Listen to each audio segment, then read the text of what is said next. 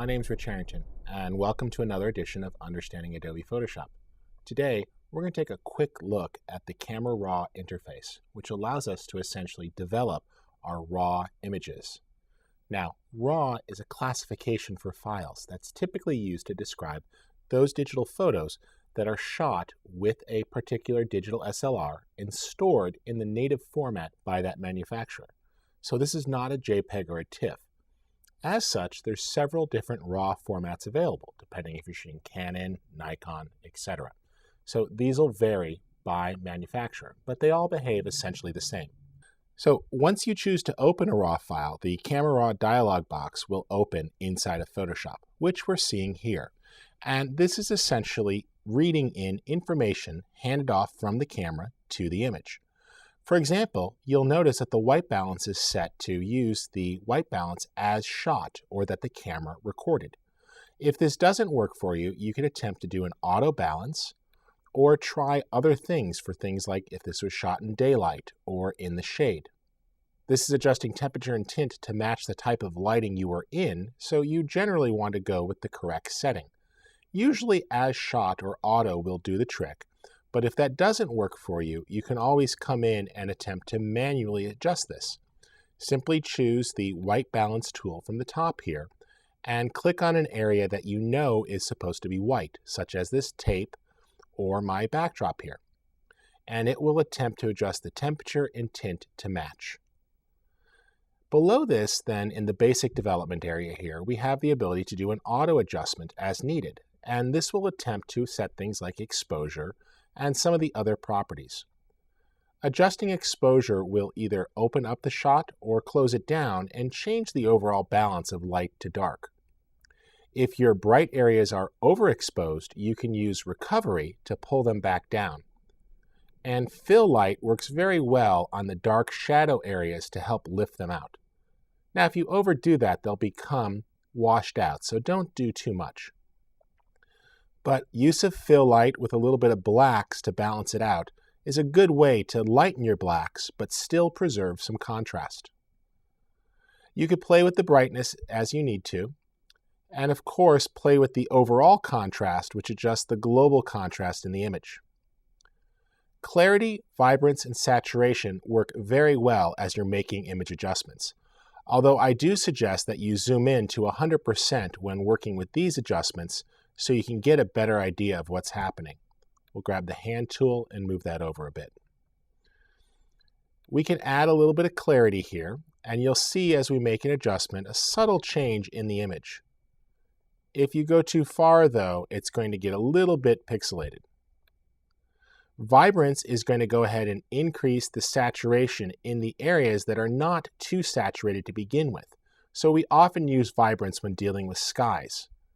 The global saturation slider increases all saturation, so finding a balance between vibrance and saturation is usually necessary. Let's zoom back out a little bit there. We then have several additional tabs we can work with.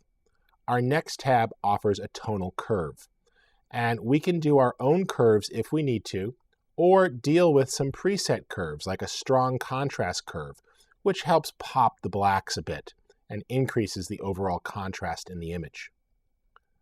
Our next tab gives the ability to add sharpening. So you'll want to play with sharpening and be sure to sharpen where needed to add some clarity to the image. But if you go too far, it'll create noise, which is why we can reduce noise in the luminance or the color channels using the noise reduction section. Again, though, when working with things like noise and sharpening, you really want to be at 100% so you can see what's happening. Notice we're getting some noise in the color area here, so I'm going to increase that slider to help minimize that a bit. Next, we have the ability to convert to grayscale, but since we're leaving this image as is, we'll leave that alone. If you want to make some saturation adjustments here within the individual color channels, you can, and you can adjust the individual luminance channels as well. Our next area is for a split tone if you want to go after the highlights and the shadows. So if the shadows are not rich enough for you, you can warm that up and put a little bit of saturation in. And in this case, we could say, make those shadows a nice dark blue. Let's back that off just a little bit that put a little bit of blue into the shadow itself. Our next tab is for a lens correction, and this can help you with vignettes. If you're getting unintended vignette effects on the image itself, you can use this to control it.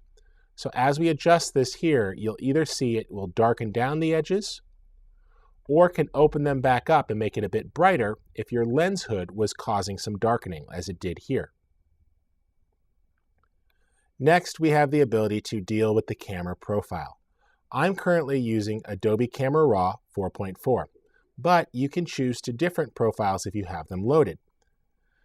This also allows you to adjust things like the overall shadows, red, green, and blue primary. So here, we're just tinting the shadows a little bit redder or a little bit greener here. And notice how that makes a pretty big impact in the overall look of the image.